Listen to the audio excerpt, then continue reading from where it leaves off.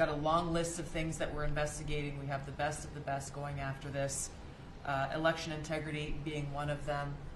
We have evidence of how these electronic voting systems have been vulnerable to hackers for a very long time and vulnerable to exploitation to manipulate the results of the votes being cast, which further drives forward your mandate to bring about paper ballots across the country so that voters can have faith in the integrity of our elections. नमस्कार साथियों, America की director national intelligence तुलसी Gabbard जी ने भी अब electronic voting machine को लेकर जिस प्रकार की समस्याएं अमेरिका की सरकार की ओर से जाहिर की हैं, वो ईवीएम की विश्वसनीयता पर बहुत बड़ा सवाल खड़ा करता है। अमेरिका की डायरेक्टर नेशनल इंटेलिजेंस तुलसी गबार्ड जी ने 3 महत्वपूर्ण बातें कही। पहला, ईवीएम की जो मशीन हैं ये सारी हैकेबल हैं, यानी इन्हें हैक किया जा सकता है। दूसरा, ईवीएम मशीन्स पर विश्वास नहीं किया जा सकता, ये उनकी रिसर्च ने और उनकी एजेंसीज ने अमेरिका की पाया है।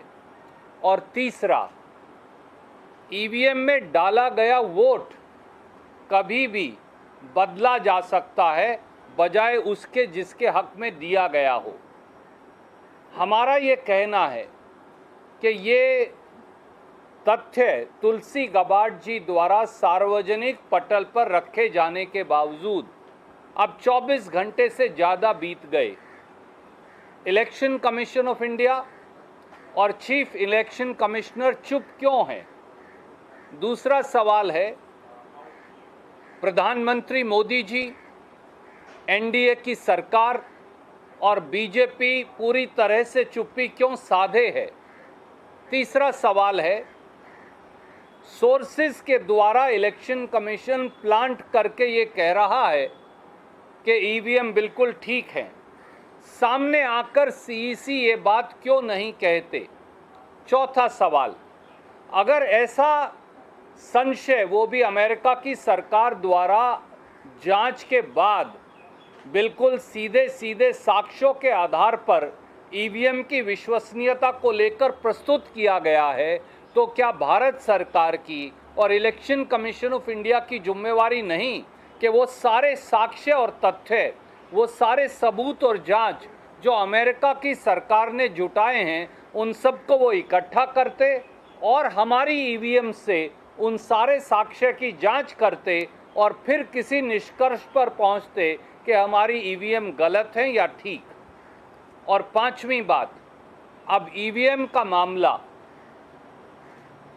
सुप्रीम कोर्ट को क्या इसका सुओ मोटो संज्ञान नहीं लेना चाहिए, क्योंकि निष्पक्ष चुनाव बेसिक स्ट्रक्चर संविधान का हिस्सा है और अगर ये सही है तो निष्पक्ष चुनाव जो है वो प्रजातंत्र का और संविधान का मूल आधार है।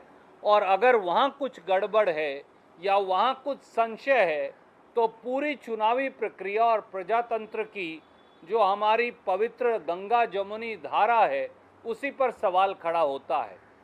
हमारी ये मांग है कि election commission of India, chief election commissioner, प्रधानमंत्री, एनडीए सरकार सामने आकर देश के सामने खड़े इन संशयों का जवाब दे, वो भी तब जबकि बहुत जल्द अन्य राज्यों के अंदर भी चुनाव होने वाले हैं। To put it very, very briefly in English, my friends, the director of the National Intelligence Agency of United States of America, Ms. Tulsi Gabbard, over last 24 hours have raised serious doubts and questions on the authenticity, believability of electronic voting machines. Ms. Gabbard, as the video is available in public domain, has clearly said 3 things. Number 1, electronic voting machines or the entire process is hackable, can be hacked. Secondly, they have gone forward and said that the believability of this process is under serious cloud or doubt. And thirdly, she said America believes that the vote cast in favor of a particular individual by electronic voting machine in absence of any other certification, then it leads to a certain maneuverability and manipulation. That means vote cast in favor of one person can be counted in favor of another person by manipulation. 24 hours have passed. Why is Election Commission of India and Chief Election Commissioner, why are they silent? Why is Prime Minister, NDA government and BJP, all of them, why are they silent? Number 3, why is Election Commission of India planting source-based stories to say our EVMs are okay?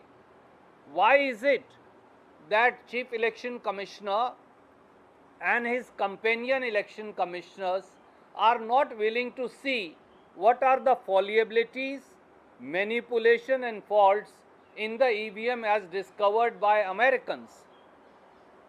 Fourthly, the correct thing would have been for our NDA government, our CEC, our ECI, to reach out to the Americans and to take hold of the investigation conducted by the Americans with regard to manipulation of EVMs, with regard to hackability of EVMs, with regard to manipulation of votes cast in favor of one person through the electronic voting machines. Instead of doing so, instead of even reaching out and taking that evidence in possession and comparing our EVMs to the evidence collected by United States of America, we are suo moto giving certificates through plants that our EVMs are okay. Why?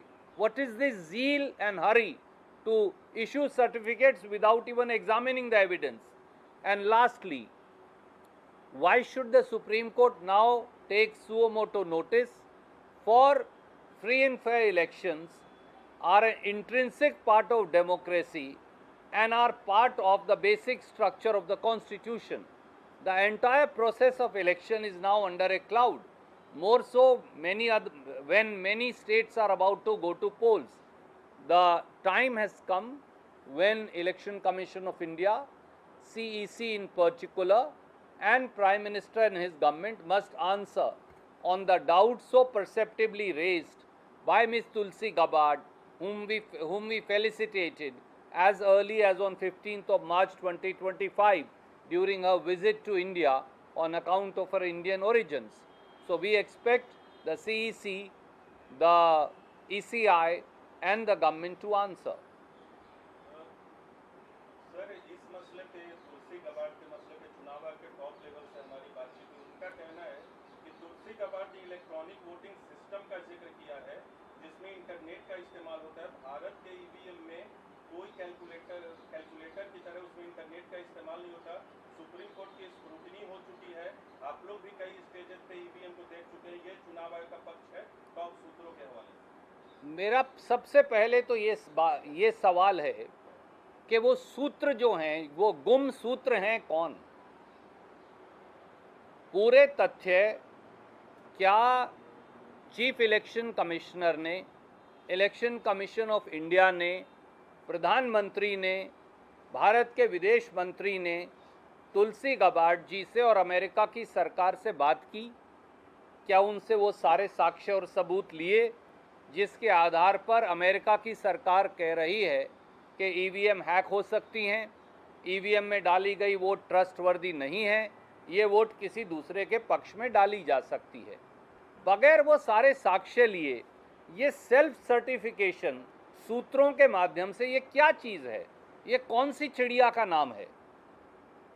Election commissioner सामने आए, कहें कि हाँ हमने अमुक दिन वो सारे साक्ष्य लिए थे, हमने हमारी ईवीएम को टेस्ट किया, हमारी ईवीएम ये इस प्रकार से सही है या इस प्रकार से गलत है, या ये कमियां पाई गई हैं हम उन्हें दुरुस्त कर लेंगे। ये सवाल कांग्रेस या बनाम बीजेपी का है ही नहीं, ये सवाल प्रजातंत्र की शुचिता को कायम रखने का है और उस पर चीफ इलेक्शन कमिश्नर, ईसीआई और सरकार पूरी तरह से एक दीवार के पीछे छुप गई है। ये छुप क्यों रहे हैं, सवाल ये है।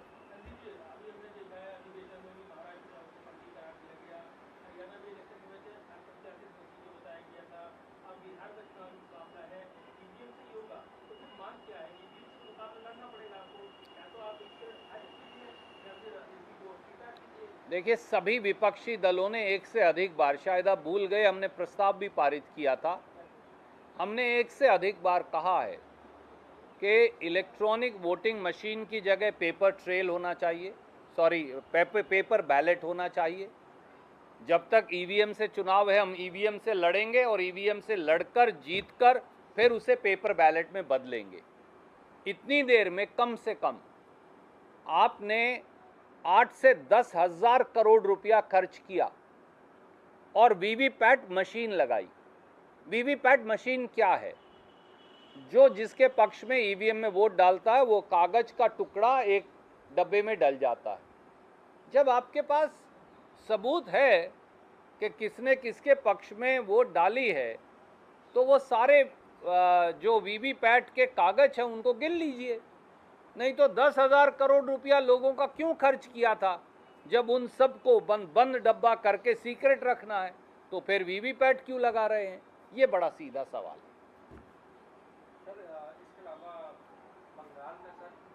मैं एक छोटा सा मुद्दा और है, अगर आपकी अनुमति हो, इससे जुड़ा नहीं है पर महत्वपूर्ण है।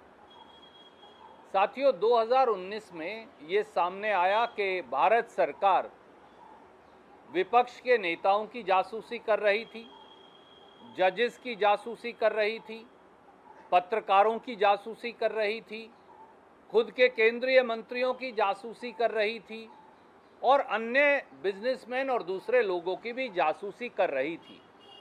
ये सारा जासूसी का खेल पिगैसस नाम के स्पाईवेयर के माध्यम से हो रहा था, जिसके माध्यम से सैकड़ों के करीब लोगों का फ़ोन व्हाट्सएप की माध्यम से हैक कर लिया गया और एनएसओ, जो इजराइल की एक एजेंसी है, उससे ये पिगैसस स्पाईवेयर खरीदा गया।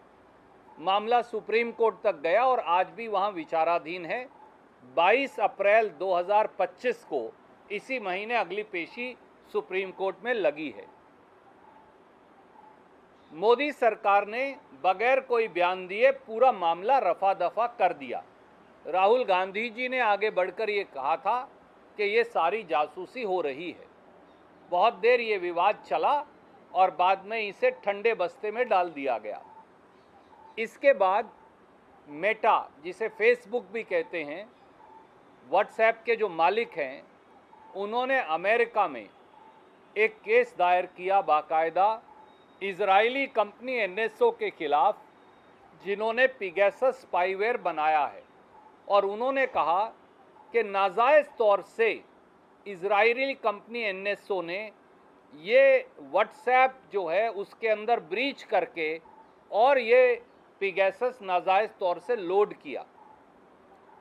वहाँ गवाही हुई, वो साक्ष्य सारे मौजूद हैं और मैंने उन्हें अब सार्वजनिक पटल पर रख दिया है।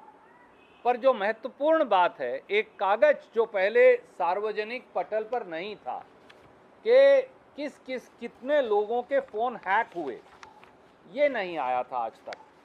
अब एग्जिबिट 40 वहाँ लगा दिया गया है और ये कागज अब उपलब्ध है, जिसे मैंने सार्वजनिक पटल पर रख दिया है। इस एग्जिबिट 40 में उन सारे 52 मुल्कों की लिस्ट है जिनके फ़ोन पिगैसस स्पाईवेयर के द्वारा व्हाट्सएप को ब्रीच करके हैक किए गए। इस लिस्ट में दूसरा नंबर हिंदुस्तान का है, अगर आप देखें, और यहाँ साफ लिखा है, अब तो अदालत में एक कागज पेश हो गया कि हिंदुस्तान के 100 लोगों के फ़ोन नाजायज़ तरीके से जासूसी के माध्यम से पिगैसस स्पाईवेयर से हैक किए गए थे। मैं ये उन 52 के 52 मुल्कों की लिस्ट आपको दे रहा हूँ। अब सवाल बड़ा सीधा है, इसके बाद अब कोई शक नहीं बचा। यही नहीं, वहाँ बाकायदा गवाही हुई, शपथ पत्र आया और उस शपथ पत्र के अंदर, जिसकी प्रतिलिपि मैं यहाँ रख रहा हूँ, साफ तौर से फेसबुक ने ये कहा, एनएसओ पिगासस स्पाईवेयर की मालिक कंपनी ने कहा कि हमसे ये सारे जासूसी वाले लाइसेंस जो हैं वो सोवरिन यानी सरकारों ने लिए थे। तो अब 5 सवाल बड़े सीधे मोदी सरकार से हैं जो हम पूछ रहे हैं। पहला सवाल ये है कि अब ये साफ हो गया कि जासूसी हुई, पिगासस स्पाईवेयर से हुई और हिंदुस्तान के 100 लोगों की हुई। मोदी सरकार इस पर कब जवाब देगी? ये तो हो गया साफ साफ। इसके साथ साथ ये क्या प्राइमा फेसी साबित नहीं हो गया कि मोदी सरकार और उसकी एजेंसियों ने ही इजरायली एजेंसी एनएसओ से पिगासस स्पाईवेयर खरीदा था?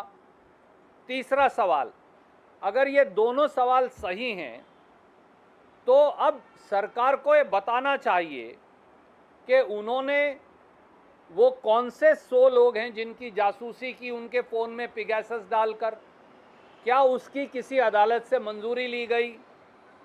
और उन 100 लोगों का जो हिंदुस्तानियों का फ़ोन हैक किया गया था, ये किसके द्वारा और किसकी अनुमति से किया गया था?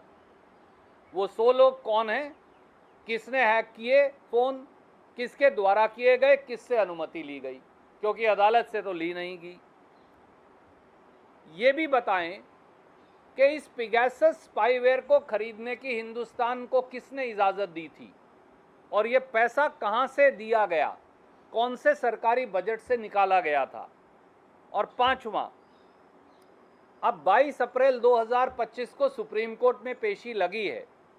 जब ये सारे कागजात अमेरिका की अदालत में लग गए हैं और साबित हो गए हैं, तो क्या भारत सरकार की जिम्मेवारी नहीं कि इन सारे कागजात को 22 अप्रैल 2025 को सुप्रीम कोर्ट में पेश करे, ताकि सुप्रीम कोर्ट इस पूरे जासूसी मामले की जांच कर सके? क्योंकि इल्ज़ामात तो ये हैं कि राहुल गांधी जी का फ़ोन हैक हो रहा था, दूसरे विपक्षी नेताओं का फ़ोन हैक हो रहा था, जजेस का फ़ोन हैक हो रहा था, खुद केंद्रीय मंत्रियों का फ़ोन हैक हो रहा था, पत्रकारों का फ़ोन हैक हो रहा था, बिजनेसमैन का फ़ोन हैक हो रहा था। क्या भारत की सुरक्षा इस प्रकार से होगी कि उग्रवादियों की बजाय अपने ही लोगों का फ़ोन हैक हो रहा था? तो इन सब सवालों का जवाब भी अब मोदी सरकार को देना चाहिए।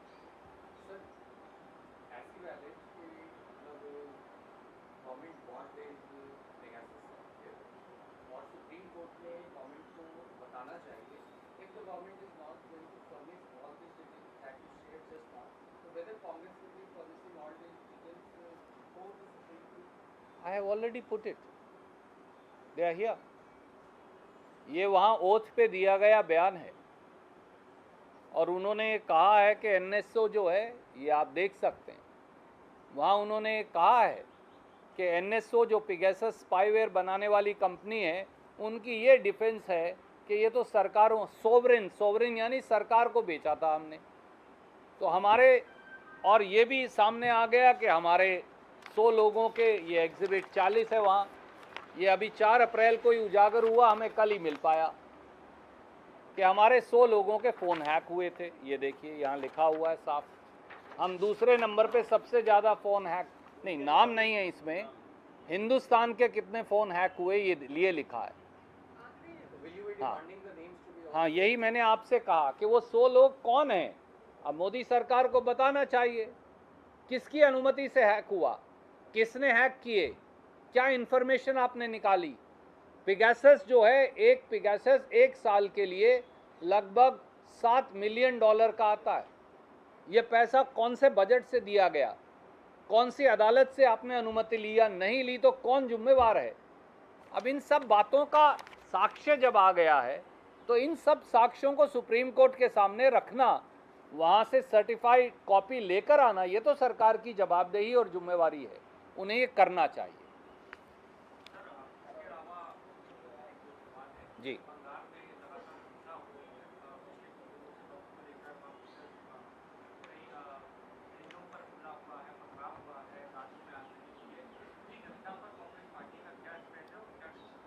कांग्रेस ने हमेशा एक बात साफ कही है, हिंसा किसी चीज़ का ना हल है ना रास्ता। अगर कोई सरकारी संपत्ति का नुकसान करता है तो कानून को अपना काम करना चाहिए, वो कोई भी हो।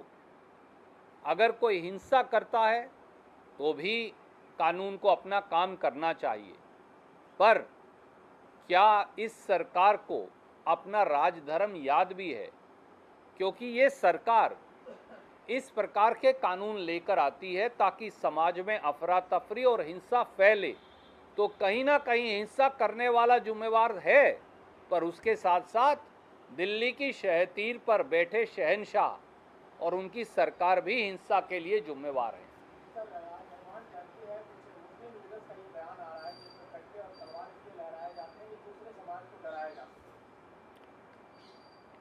देखिए, मैं तो तपिस्थल की कुरुक्षेत्र की धरती से आता हूँ, जहाँ वो टीला है, जहाँ किद्वंती ये है कि माता अंजनी ने सूर्य भगवान का तेज लिया, जहाँ से हनुमान जी की उत्पत्ति हुई। तो इसलिए हरियाणा के लोग तो वैसे भी हनुमान भक्त होते हैं। हनुमान किसके भक्त थे? भगवान श्री राम और सीता मैया के। राम और सीता और हनुमान ये हमारे आराध्य हैं, और हमारे आराध्य कभी हिंसा के प्रतिबिंब हो ही नहीं सकते। न राम के नाम पर हिंसा हो सकती, न हनुमान के नाम पर हिंसा हो सकती। भगवान राम और भगवान हनुमान के नाम पर जो लोग हिंसा फैलाते हैं, ये उनकी विकृत मानसिकता तो है ही, परंतु ये दर्शाता है कि उन्होंने कभी हनुमान जी को आत्मसात किया ही नहीं। काश हनुमान जी को आत्मसात कर पाते तो जानते कि हनुमान तो सेवा हैं, हनुमान तो प्रेम हैं, हनुमान तो भक्ति हैं। भक्ति, करुणा, सेवा, प्रेम, हिंसा कैसे हो सकता है? इस बात का जवाब मुझे दें। रणदीप जी, बाबा राम रहीम को 21 दिनों की दोबारा से एक पैरोल मिल गई है। ये 13वीं उनको पैरोल मिली है जब से वो कन्विक्ट हुए। देखिए, मुझे लगता है कि जहाँ तक किसी व्यक्ति को छुट्टी देने का प्रश्न है, वो एक प्रक्रिया का हिस्सा हो सकता है, पर बार बार अगर किसी व्यक्ति को छुट्टी मिल रही है तो अदालत को जरूर संज्ञान लेकर जांच करनी चाहिए कि इसके पीछे असली मंशा क्या है।